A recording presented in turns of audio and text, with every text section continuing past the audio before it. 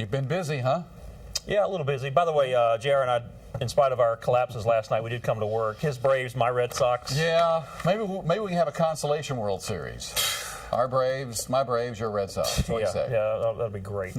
Maybe Eric Hyman could take over the Red Sox if Francona gets fired. Eric Hyman's had pretty good success running the athletics department at USC. Yeah, the AD over at South Carolina, Eric Hyman, recently sat down with News 19 for an in-depth discussion on the state of that program over there, which has never been on more solid footing. We also touched on Hyman's passion, unique passion for women's hoops.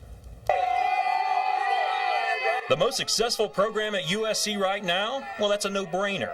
But there are other sports who have been making noise on the national stage, and that success has not gone unnoticed or unappreciated by the head man of the athletics department. I think our women's soccer was the first program to really cut its teeth and to exemplify what we wanted to exemplify, and winning the SEC championship, and then in baseball won the national championship. And there's no doubt baseball is the gold standard for all of the programs at USC. I've always felt it takes two things to compete in college athletics. You have to have great coaching, which is what baseball has, and then you have to have a sincere commitment, and I mean sincere commitment to the program, and that's all kinds of things. That's all the way from philanthropy, facilities, commitment, fans, student athletes, and the university, all across the board, a sincere commitment. And you can see when you do that, you can compete on the highest level year in and year out, which is what our baseball program has done, which our women's soccer program is getting to, and which is what we want all of our programs to aspire to be. But women's basketball has a special place in Hyman's heart.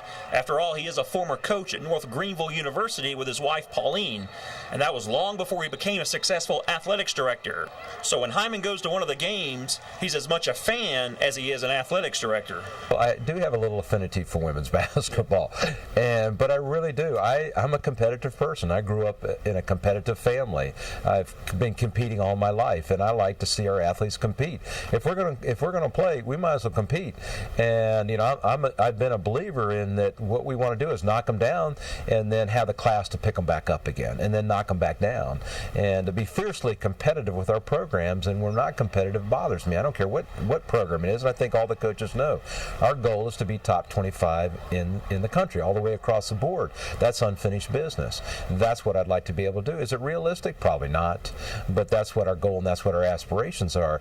My situation, it's not fair to ask our coaches to be able to have that kind of a goal unless we give them the resources. And once we give them the resources, then our expectations change. And we'll have more with Eric Hyman coming up tonight at 11. Appreciate him taking a few minutes out of his extremely hectic day. Yeah, that's not a guy that's sitting around twiddling his thumbs or doing crossword puzzles. He's not in his office with a little carpet and practicing his putting stroke. I don't even think he plays golf. All right, Reg, thank you so much. Still ahead tonight, Jim's going to have a final check on your weather. And find out how one company's generosity will have South Carolina students chowing down Italian style. That's when News 19 returns.